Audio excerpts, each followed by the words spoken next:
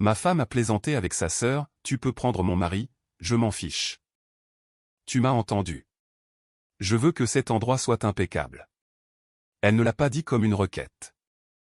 Valérie se tenait dans notre cuisine, pieds nus, manucurée, enveloppée dans une robe de chambre qui coûtait plus cher que toute ma garde-robe, pointant vers le salon comme si elle donnait des ordres à des domestiques. Et moi? Je tenais une spatule, toujours en train de retourner des œufs.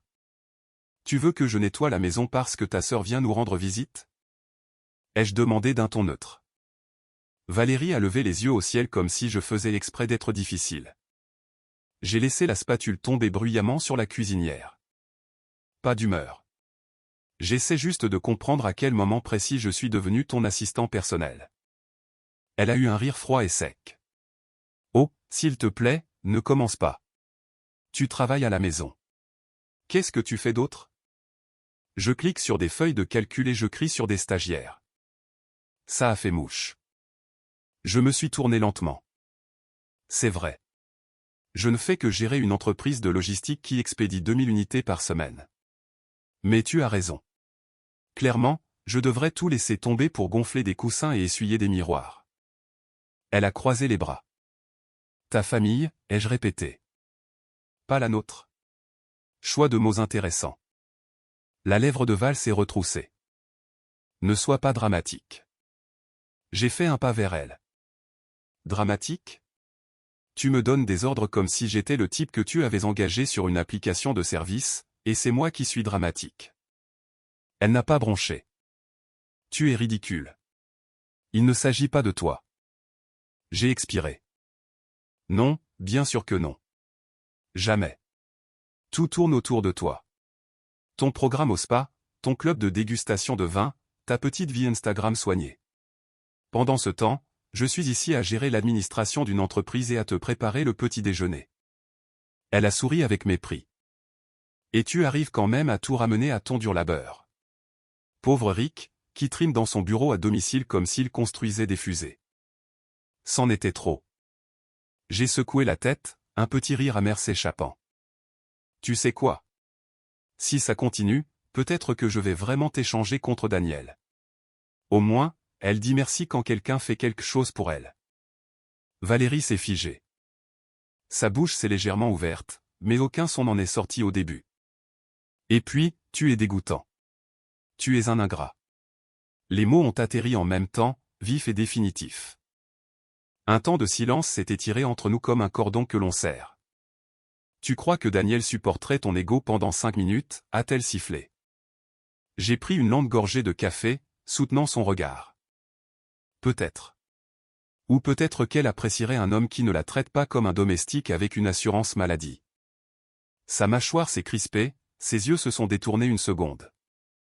Celle-là l'avait piqué, même si elle ne l'admettrait pas. Je dois me préparer, a-t-elle lancé sèchement, attrapant son téléphone et montant les escaliers en trombe. Assure-toi que la maison ne nous fasse pas honte. Elle était partie avant que je puisse répondre. Je suis resté dans la cuisine, fixant les œufs à moitié brûlés, et j'ai réalisé quelque chose de douloureusement clair. Ce n'était pas juste une mauvaise matinée. C'était notre dynamique. Elle commandait. J'obéissais. Et pour la première fois depuis longtemps, je ne me sentais pas fatigué. Je me sentais éveillé. Quelque chose était en train de changer. Et ça n'allait pas s'arrêter à des sols propres. Le lendemain matin, j'étais en pleine préparation pour une réunion Zoom quand elle a fait irruption dans mon bureau comme si l'air que je respirais lui appartenait.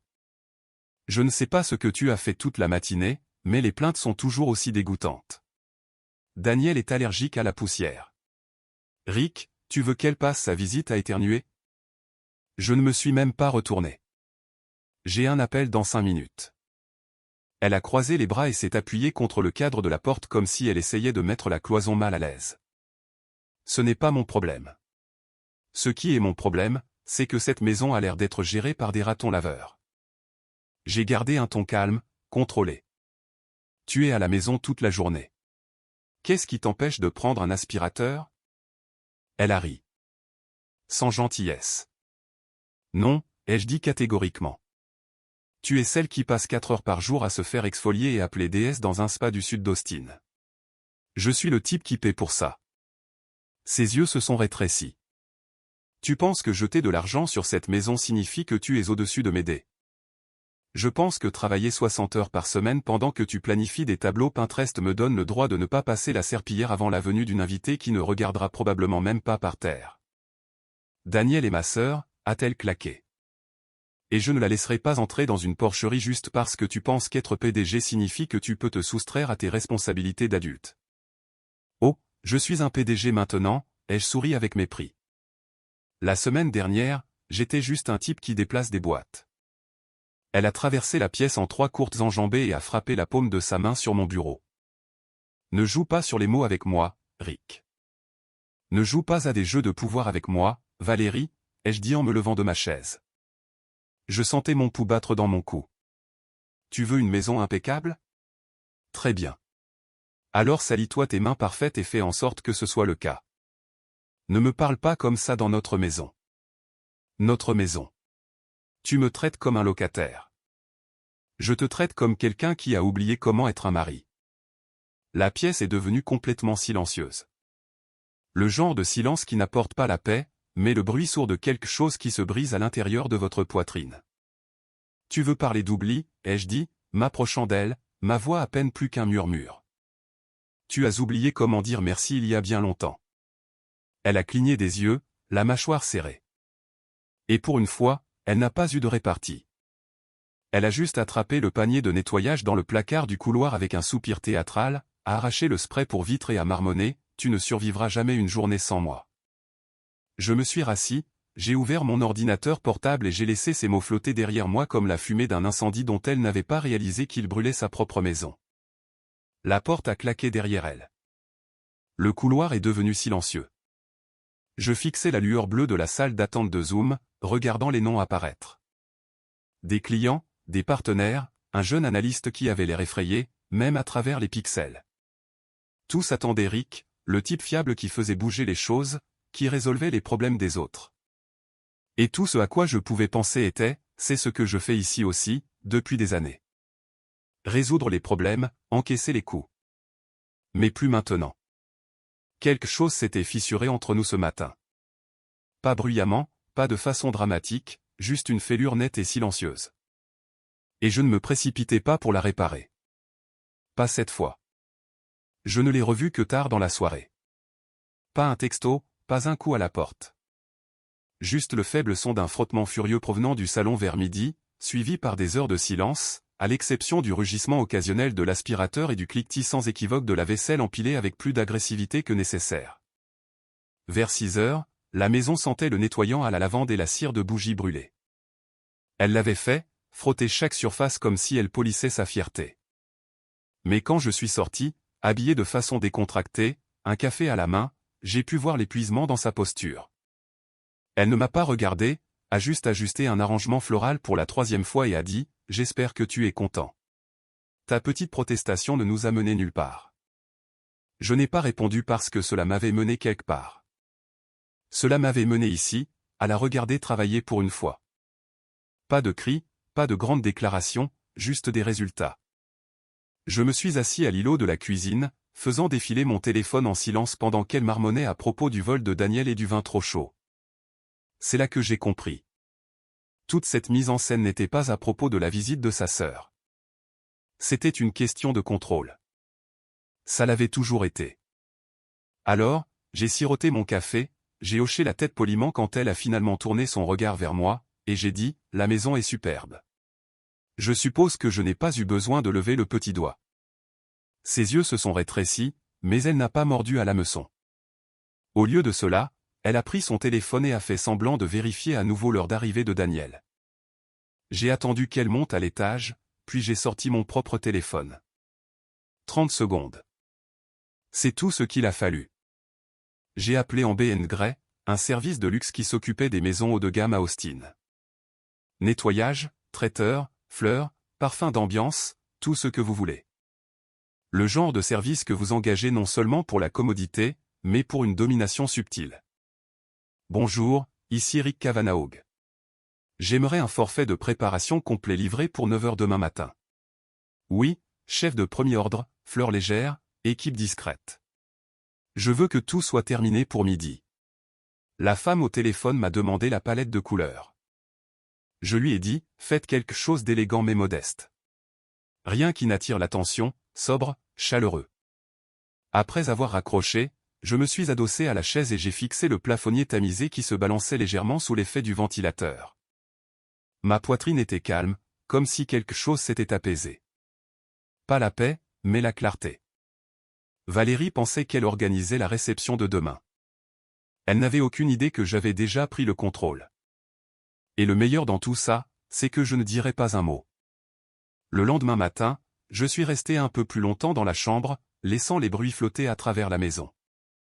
Des placards qui s'ouvrent, le doux bourdonnement d'un lave-vaisselle que quelqu'un d'autre avait chargé. La voix d'un étranger demandant « Où doit aller la table des desserts ?» À un moment donné, j'ai entendu les pas de Valérie se précipiter vers le couloir, puis s'arrêter. Elle n'a pas frappé, n'a pas crié, elle est juste restée là. J'ai ouvert la porte lentement. Elle était figée sur place, sa robe de chambre nouée à la hâte, ses yeux balayant le hall d'entrée impeccable, les délicats arrangements floraux sur la table, la douce musique instrumentale jouant depuis des haut-parleurs cachés. « Qu'est-ce que c'est que ça ?» a-t-elle demandé.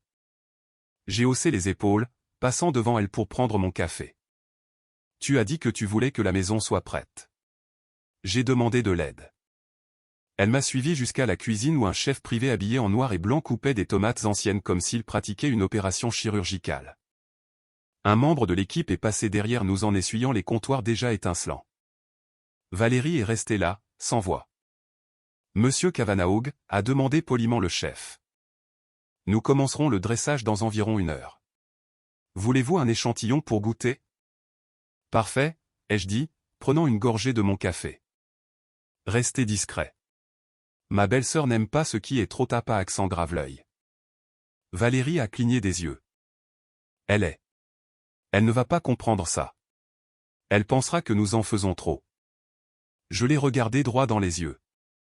Nous. Sa bouche s'est ouverte, puis s'est refermée, puis s'est rouverte, mais aucun mot n'en est sorti. J'ai souri juste assez pour qu'elle le voie. « Détends-toi, ai-je dit. Tu as assez travaillé. » Puis je suis parti, mon café à la main, la laissant au milieu d'une cuisine immaculée qui n'avait plus besoin d'elle. Ce soir-là, je me suis retrouvé assis en face de Marcus, sirotant un whisky qui brûlait plus que dans mes souvenirs. Le bar était un de ces endroits cachés du centre-ville. Lumière tamisée, murs de briques, du jazz jouant à faible volume depuis des haut-parleurs dissimulés. Un endroit qui donnait l'impression que les secrets y avaient leur place. Et Marcus, il était parfaitement dans son élément. Nous nous connaissions depuis l'université. Il faisait de l'athlétisme. Maintenant, il effectuait des vérifications d'antécédents sur des conjoints infidèles et des partenaires malhonnêtes. « Je ne comprends pas, » a-t-il dit, se penchant en arrière dans la banquette. « Tu m'invites à boire un verre, tu me balances cette petite bombe sur ta femme qui te traite comme un majordome payé, et ensuite tu me dis que tu ne veux pas que j'enquête sur elle. » J'ai haussé les épaules. Ce n'est pas de la paranoïa. J'en ai juste marre de la comédie. Aujourd'hui, j'ai fait quelque chose qu'elle n'a pas vu venir. Ça suffit pour l'instant. Marcus a haussé un sourcil. Rick, tu as vu ce à quoi j'ai affaire. Des types qui pensent que c'est juste de la négligence émotionnelle alors qu'en réalité, leur femme planifie une stratégie de sortie complète depuis des mois. Tu penses qu'elle est juste autoritaire? Ou tu as peur de découvrir ce qu'elle cache d'autre? Je faisais tourner lentement le verre dans ma main, regardant le liquide ambré capter la faible lumière. Elle est calculatrice. Ça, je le sais. Mais si elle prépare quelque chose, je veux qu'elle pense qu'elle est en train de gagner un peu plus longtemps. Marcus a sifflé entre ses dents. Tu joues aux échecs. Exactement. Et si je crie échec trop tôt, elle renversera l'échiquier. Il s'est penché en avant, la voix plus basse maintenant. Tu es sûr de vouloir attendre? Et si elle a un coup d'avance? Je l'ai regardé droit dans les yeux. Alors je saurai où frapper. Il y a eu une pause entre nous. Un de ces longs silences pesants qui n'avaient pas besoin d'être comblés. Marcus a hoché la tête lentement. Tu as toujours été du genre à laisser mijoter les choses. Nous avons parlé un peu plus longtemps du travail, de l'économie, du triste état du stationnement en centre-ville, mais le poids du nom de Valérie n'a jamais vraiment quitté la table. Il flottait là, silencieux et lourd. Alors que nous nous levions pour partir, Marcus a jeté quelques billets sur la table et m'a tapé sur l'épaule. Si jamais tu changes d'avis, je suis à un coup de fil. Je n'ai rien dit. Je lui ai juste lancé un regard qui disait, si je le fais, ce sera déjà trop tard. L'air extérieur était frais pour une nuit d'octobre. Le genre qui effleure votre clavicule et donne à votre peau la sensation d'être en verre. En marchant vers ma voiture, j'entendais la voix de Marcus résonner dans ma tête. Et si elle a déjà un coup d'avance? Et si elle était de retour à la maison? La maison était calme, trop calme. Je suis entré et j'ai trouvé Valérie recroquevillée sur le canapé avec une couverture qu'elle n'utilisait jamais, regardant une comédie romantique qu'elle n'aimait même pas. Son verre de vin était intact. La télévision projetait une lumière douce sur son visage, mais ses yeux n'étaient pas concentrés. Je suis resté là un moment à la regarder. Elle s'est tournée lentement, essayant de masquer sa surprise. « Tu es rentré tôt. » J'ai hoché la tête. Je n'avais pas envie de rester dehors. Il y a eu une pause. Puis elle a dit, d'un ton presque trop désinvolte, « Tu ne m'as pas dit qui était le traiteur aujourd'hui. » J'ai souri faiblement. « Si, ça m'intéresse, » a-t-elle dit. Assez impressionnant, en fait. Peu de maris réussiraient ça sans le dire à leur femme. Je suis allé dans la cuisine, me suis versé un verre d'eau. « Tu n'es pas curieuse de savoir comment j'ai réussi ?» Elle a hésité. Je n'ai pas répondu tout de suite. Puis, non, j'ai utilisé la mienne. Il y a eu une lueur dans ses yeux, juste un instant. C'était là. Pas de la surprise, pas de l'admiration, de l'inquiétude. Parce que maintenant, elle savait quelque chose à quoi elle ne s'attendait pas. Je ne dépendais plus de son approbation, et cela, plus que tout, la déséquilibrait. J'ai pris une longue gorgée et j'ai croisé son regard à travers la cuisine faiblement éclairée. Je peux gérer les choses tout seul, Val. Elle m'a adressé un sourire crispé. C'est ce que j'ai remarqué. Puis elle a détourné le regard et j'ai su, pour la première fois depuis longtemps, qu'elle ne savait pas ce que je préparais. Et ce silence, il était enfin à moi. Daniel est arrivé cet après-midi-là avec un signe de la main timide et 2 bouteilles de vin. Elle était exactement comme dans mes souvenirs, la voix douce, les yeux chaleureux, portant le même genre de grâce que Valérie avait depuis longtemps troqué contre des traits plus acérés. Elle m'a serré brièvement dans ses bras, le genre d'étreinte dont on ne réalise pas qu'on en a besoin avant de la recevoir. Valérie, bien sûr, a joué l'hôtesse comme si sa réputation était en jeu. Elle s'était changée 2 fois, avait allumé 4 bougies différentes avant d'en choisir une, et avait réprimandé le traiteur pour avoir mis les hors-d'œuvre trop près du centre de table décoratif. Mais quand Daniel est entré, tout le comportement de Valérie s'est transformé en une version mielleuse d'elle-même qui me donnait la chair de poule. « Oh, Dani, tu as l'air si mince. »« Tu manges ?» a gazouillé Valérie en faisant la bise à sa sœur. Daniel a gloussé doucement. « Eh bien, ça en fait au moins une parmi nous, » ai-je murmuré, assez fort pour que les deux m'entendent. Valérie m'a lancé un regard noir. Daniel a fait semblant de ne pas remarquer, mais j'ai surpris un soupçon de sourire au coin de ses lèvres. Le dîner était techniquement parfait. La lueur des bougies se reflétait sur les verres à vin poli. Le chef avait servi du canard rôti avec une réduction de poire et un risotto qui semblait avoir nécessité un doctorat pour sa création. Tout ressemblait à une page de magazine, mais l'air était tendu, glacial d'une manière qu'aucun thermostat ne pouvait corriger. J'ai essayé de garder l'ambiance légère, j'ai interrogé Daniel sur son travail. Elle enseignait l'art dans une petite université en Oregon, et elle s'illuminait en parlant de ses étudiants. Elle avait cette façon de rendre les choses banales pleines de vie, comme si elle n'avait pas oublié comment être enthousiasmée par le monde. Valérie, de son côté, n'arrêtait pas de remplir son verre de vin. À la 2e bouteille, son rire était plus fort qu'il n'aurait dû et plus aigu. Elle était déjà à mi-chemin d'une autre histoire sur un rendez-vous au spa quand ces mots ont commencé à s'empâter. « Vous savez ce qui est drôle ?» a-t-elle dit, me pointant avec son verre. Rick, ici présent, m'apportait des fleurs tous les vendredis, comme une horloge. Et maintenant j'ai de la chance s'il se souvient de mon anniversaire sans que Google ne le lui rappelle. Daniel lui a lancé un regard prudent. Val, non. Non. Valérie a balayé sa remarque d'un geste, son vin manquant de se renverser. Soyons honnêtes ce soir, hein. Juste entre 3 adultes, sans masque. J'ai gardé un sourire calme, même si ma mâchoire se crispait. Tu as dépassé tes limites. Elle s'est penchée en avant, les yeux vitreux. Oh, allez, Rick. Tu as fait ton numéro toute la journée. Tes petits chefs chics, ta musique, ton élégance sobre. Elle a imité d'un ton snob. Tout ça pour ma sœur. Qu'est-ce que tu essaies de prouver? Val, peut-être que tu devrais te calmer, a dit Daniel, essayant de désamorcer la tension. Mais Valérie n'avait pas fini. Elle a éclaté d'un rire profond et amer. Tu sais quoi, Danny? Tu peux le prendre. Vraiment, je m'en fiche maintenant. Les mots sont tombés comme une assiette heurtant le carrelage. Daniel s'est figé. Ses joues sont devenues roses. Valérie, ce n'est pas drôle. Je suis resté silencieux. J'ai laissé le moment en suspens. Valérie s'est penchée en arrière, satisfaite comme si elle avait enfin abattu sa carte maîtresse. Je dis juste ce que nous pensons tous. Non, ai-je dit d'un ton égal. Tu dis ce que tu penses, et même là, tu ne le fais pas bien.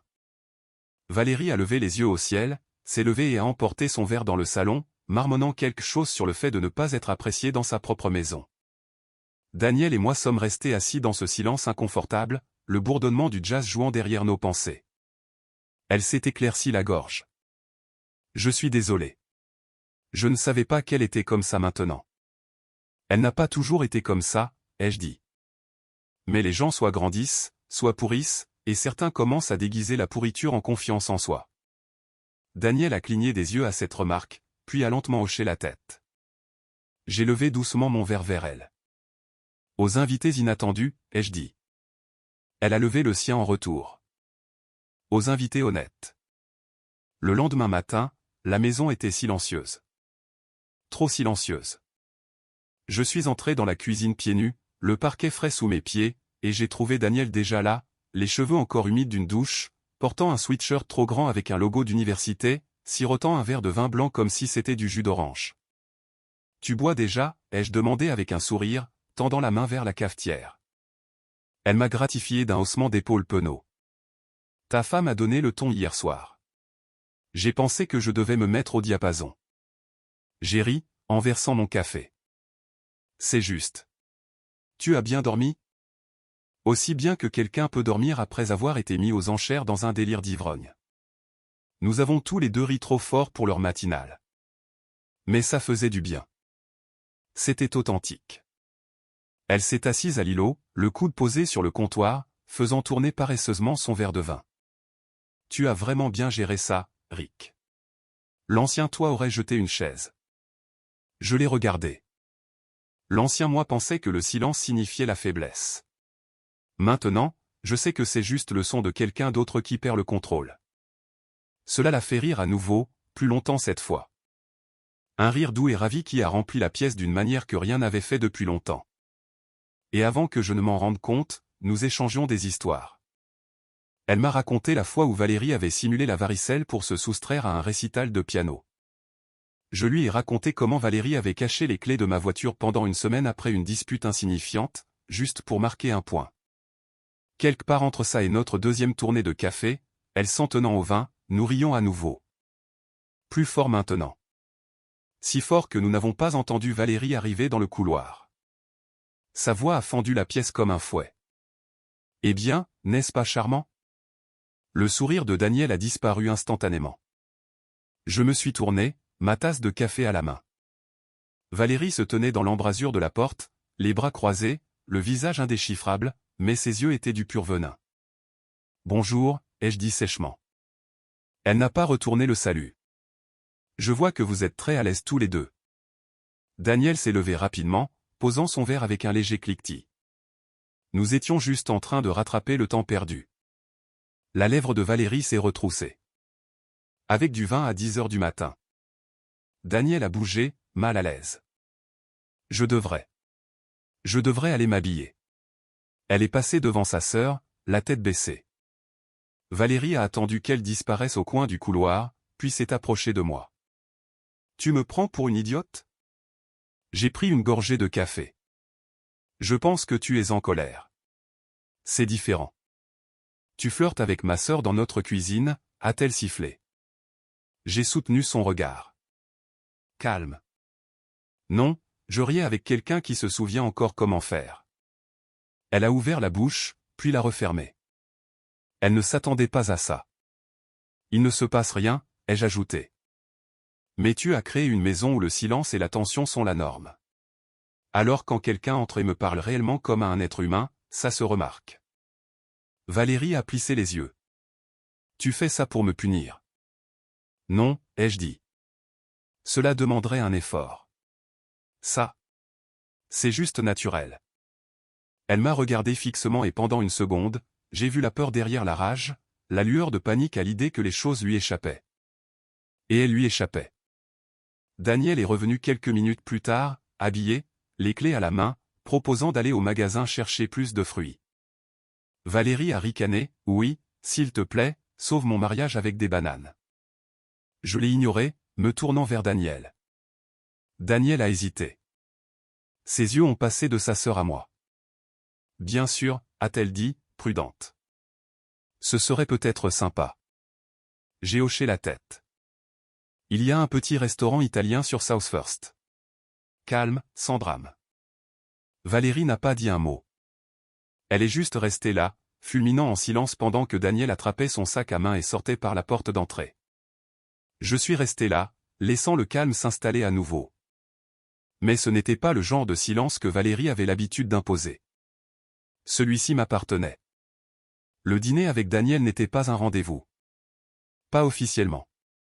Mais la façon dont elle se penchait quand je parlais, la façon dont ses yeux passaient de mon visage à la lueur de la bougie comme si elle essayait de mémoriser quelque chose. Il y avait une douceur que je n'avais pas ressentie depuis des années. La serveuse nous a pris pour un couple. Daniel en a ri. Je ne l'ai pas corrigé. Nous avons parlé de nourriture, d'art, des villes que nous voulions visiter. Nous n'avons pas mentionné Valérie, mais elle était là, entre chaque pause, assise invisiblement à notre table. Quand nous sommes rentrés à la maison, Daniel a hésité sur le porche. Merci pour le dîner, a-t-elle dit, la voix basse. Merci d'avoir accepté. Un instant a passé, puis un autre. Elle a glissé une mèche de cheveux derrière son oreille. Peut-être que la prochaine fois, nous essaierons un endroit avec un peu moins d'histoire entre nous. J'ai hoché la tête, comprenant. Marché conclu. Elle est entrée avant moi, et la première chose que nous avons remarquée, c'est la musique. Du jazz doux provenant du système audio.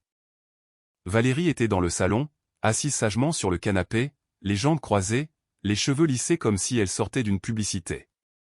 Une bouteille de vin et 3 verres étaient posés sur la table devant elle. Eh bien, a-t-elle dit joyeusement. Vous voilà de retour. Son ton était faux. Trop enjoué, trop calculé. Daniel s'est figé à mi-chemin en enlevant son manteau. Salut, Val. Valérie a tapoté le coussin à côté d'elle. Asseyez-vous. Rejoignez-moi. Passons une vraie bonne soirée. Juste nous trois. Daniel m'a jeté un regard. Je lui ai fait le plus petit signe de tête négatif, mais elle s'est assise quand même. J'ai ouvert le Merlot 2015, a gazouillé Valérie. Ton préféré, n'est-ce pas, Rick? Je n'ai pas répondu, je me suis juste assis à côté de Daniel et nous ai servi un verre à chacun. Elle s'est penchée en avant, le menton posé sur sa main, son sourire mielleux et superficiel. Vous savez, j'ai réfléchi. Peut-être que j'ai été trop dur ces derniers temps. Maintenant, je la regardais vraiment. C'était nouveau. Je veux dire, a-t-elle continué, la vie est courte. On se laisse emporter par les corvées, les emplois du temps et des choses stupides, et soudain on oublie qu'on est censé être des partenaires. L'époque où nous étions. Ne te manque-t-elle pas? Ses yeux se sont fixés sur les miens. Et voilà, encore. Ce regard. Pas de la culpabilité, pas de la nostalgie, du désespoir. Et en dessous, du calcul. Daniel a bougé sur son siège. Peut-être que je devrais.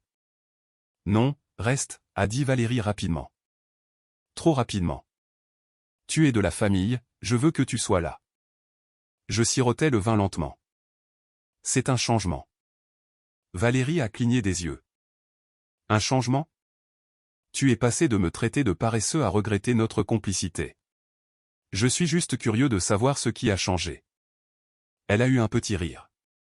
Je viens de réaliser que j'ai pris les choses pour acquises. Je l'ai regardé un instant de plus, puis j'ai hoché la tête. Moi aussi. Cela a semblé la frapper plus fort qu'elle ne s'y attendait. Son sourire a vacillé. Daniel s'est éclairci la gorge. Valérie n'a pas discuté. Je me suis levé aussi. Je vais la raccompagner à la chambre d'amis. Alors que nous entrions dans le couloir, Daniel a murmuré, « Elle est différente. » C'était bizarre, non? Elle ne change pas de cap à moins d'avoir quelque chose à cacher, ai-je marmonné. Daniel a froncé les sourcils. Sois prudent, Rick. Je le suis toujours, maintenant.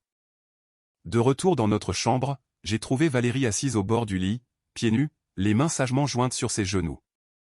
Elle a levé les yeux quand je suis entré. Suis-je allé trop loin?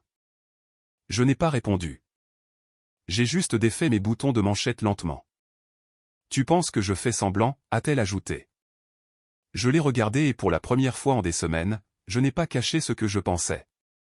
Je ne pense rien, Val. Je ne fais qu'observer, maintenant. Cela l'a fait cligner des yeux.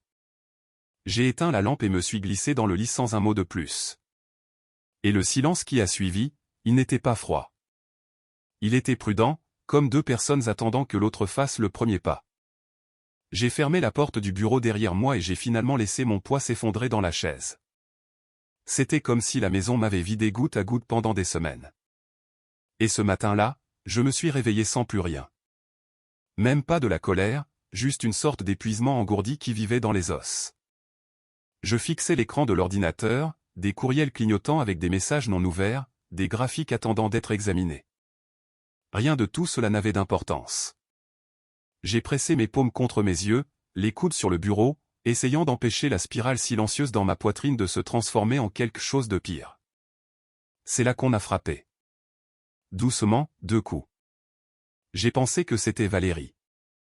Peut-être avec une autre branche d'olivier, un autre verre de vin, une performance sur le thème de réessayer. Mais ce n'était pas elle. Marcus est entré, fermant la porte derrière lui avec le genre de lourdeur qui n'accompagne que les mauvaises nouvelles. Je me suis levé rapidement. Tu es en avance. Je n'allais pas venir du tout, a-t-il dit, la voix basse. Mais quelque chose a changé. Tu mérites de savoir ce qu'elle a fait. J'ai senti mon estomac se nouer. Il s'est assis en face de moi, plaçant un simple dossier en manie sur mon bureau. Tu m'as dit de ne pas enquêter sur elle. Je n'ai pas écouté. Pourquoi, ai-je demandé, bien que ma voix soit à peine audible. Parce que j'ai vu ce schéma trop de fois. Le comportement, la douceur soudaine, la fausse réconciliation. J'ai examiné ses relevés téléphoniques, suivi certaines activités bancaires via ses cartes de spa. Je fixais le dossier, sans l'ouvrir encore.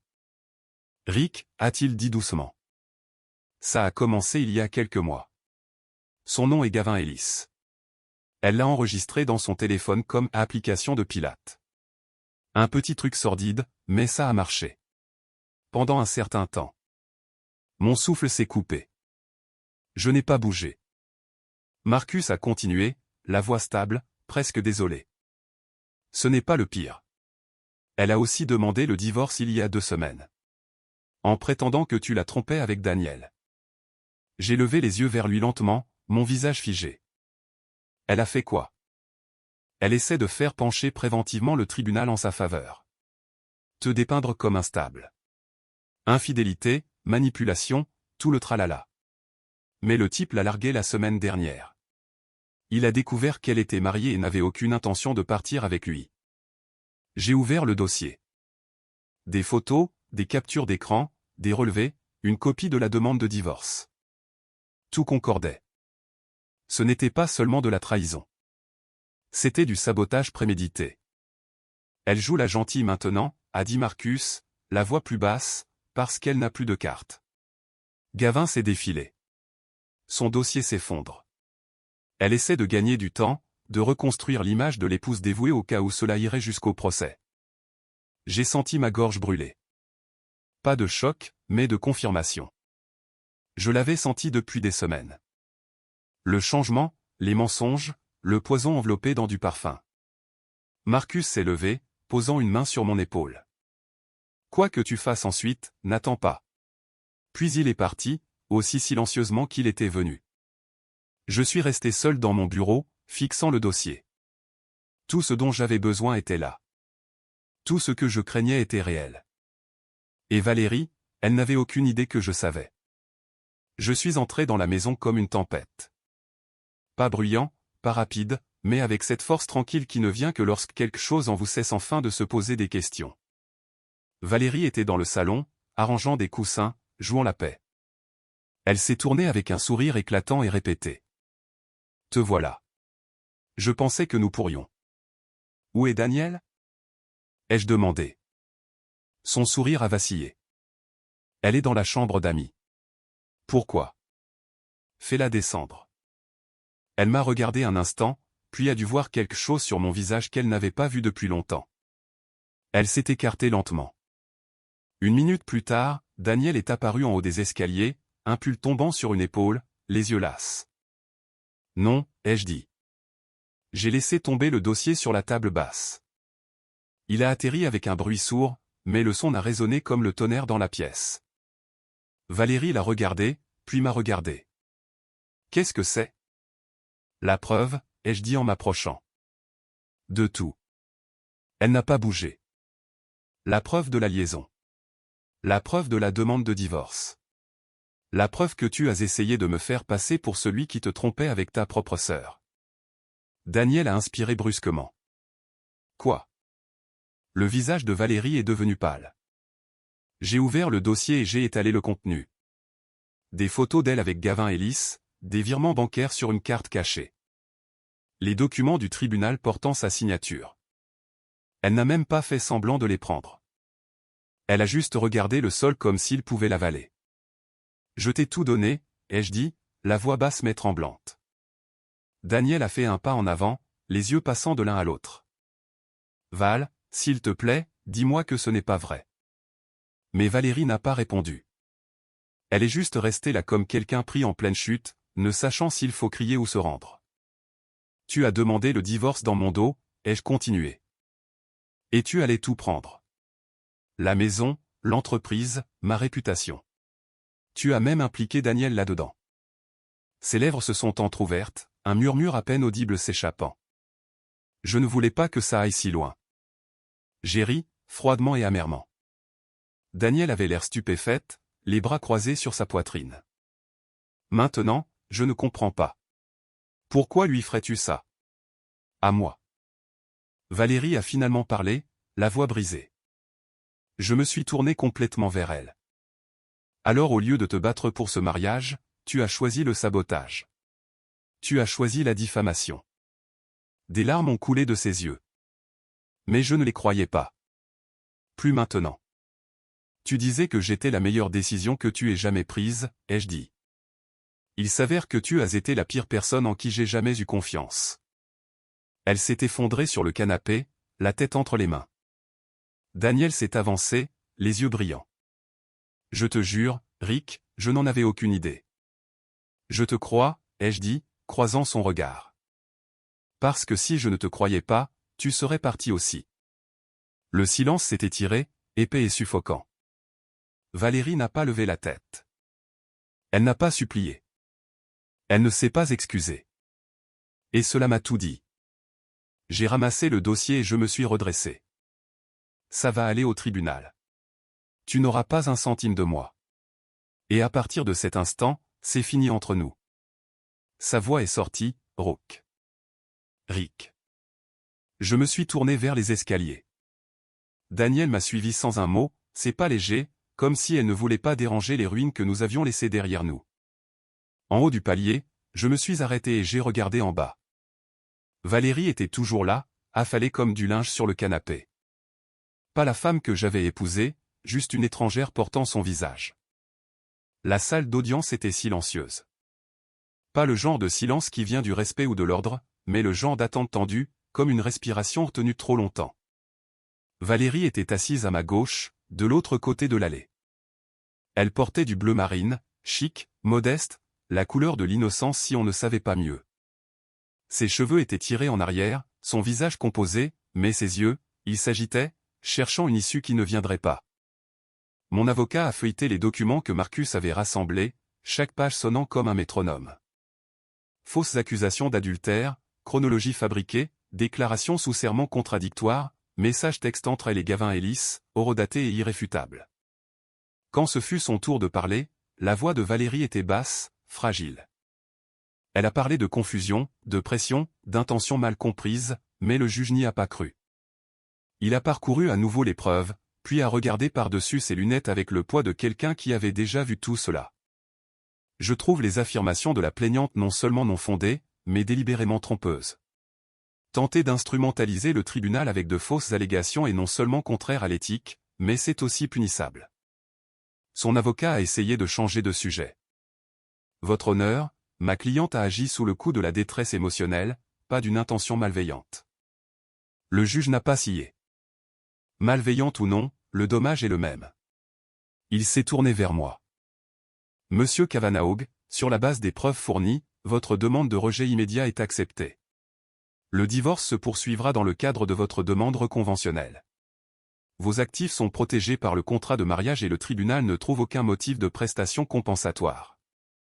Valérie a inspiré brusquement. Ses épaules se sont affaissées comme si on avait enfin fait tomber le rideau. Et derrière, il n'y avait plus de spectacle. À l'extérieur du palais de justice, Marcus se tenait appuyé contre un pilier en béton, des lunettes de soleil sur le nez comme un détective de film noir tout droit sorti d'une bobine. Je me suis approché, le dossier toujours serré à la main. « Tu m'as sauvé », ai-je dit simplement. Il a eu un demi-sourire. Parfois, l'enfer est enveloppé de soie. J'ai hoché la tête lentement, puis j'ai regardé en arrière une fois, juste une fois. Alors que Valérie sortait derrière moi, protégeant son visage de la lumière, elle avait l'air plus petite. Pas physiquement, mais d'une certaine manière, diminuée. Comme si son pouvoir n'avait été qu'une illusion. Et maintenant, le tour de magie était terminé. Marcus m'a tapé sur l'épaule. Et maintenant? J'ai expiré. Maintenant, je rentre à la maison. La maison semblait différente. Non pas parce que les meubles avaient changé. Non pas parce que quoi que ce soit avait l'air différent, vraiment, mais parce que pour la première fois en des mois, je pouvais respirer. J'ai franchi la porte d'entrée, j'ai desserré mon col et j'ai laissé tomber le dossier sur la console de l'entrée. Pas de cérémonie, pas de tension, juste la gravité faisant ce qu'elle fait de mieux, ramenant les choses là où elles doivent être. Les lumières étaient basses. Un doux silence s'est installé sur les pièces comme une poussière qui n'avait plus besoin d'être balayée. Puis je l'ai vue, Danielle, assise tranquillement sur le canapé, les jambes repliées sous elle, un petit porte-clés tournant entre ses mains. Elle a levé les yeux. « Salut. »« Salut », ai-je répondu, plus lentement. Elle a levé le porte-clés, un petit médaillon en cuir avec un minuscule C argenté gravé dessus. J'ai hoché la tête. « Merci. » Elle s'est levée mais n'a pas bougé vers la porte. Je n'étais pas sûr si tu voudrais que je reste plus longtemps, ou si j'ai déjà abusé de tout. J'ai secoué la tête. Non, ce n'est pas le cas. Elle m'a regardé attentivement. Tu es sûr? Je me suis approché, me suis assis à côté d'elle, et pendant un long moment, aucun de nous n'a rien dit. Tu n'es pas obligé de cuisiner, ai-je dit. Elle a souri doucement. Je sais. Mais si tu voulais cuisiner quelque chose. Daniel s'est tourné vers moi, les yeux chaleureux. J'ai une recette de poulet marsala du tonnerre. J'ai haussé un sourcil. Elle a ri naturellement. Le voilà à nouveau. Ce rire. Sans effort. Facile. Elle s'est levée, se dirigeant vers la cuisine, retroussant ses manches en jetant un coup d'œil dans les placards. Tu gardes toujours l'huile d'olive sous l'évier comme un psychopathe, a-t-elle lancé. Tiroir du milieu maintenant, ai-je dit en souriant. J'ai évolué. Je me suis adossé, laissant le doux bruit des casseroles qui s'entrechoquent et des placards qui s'ouvrent m'envahir. Pas de performance, pas de faux semblant, juste quelqu'un qui est là. L'odeur de l'ail et de quelque chose d'agrume a commencé à flotter dans l'air. Et j'ai pensé, alors, c'est ça, l'odeur de la paix. Pas des feux d'artifice, pas du champagne.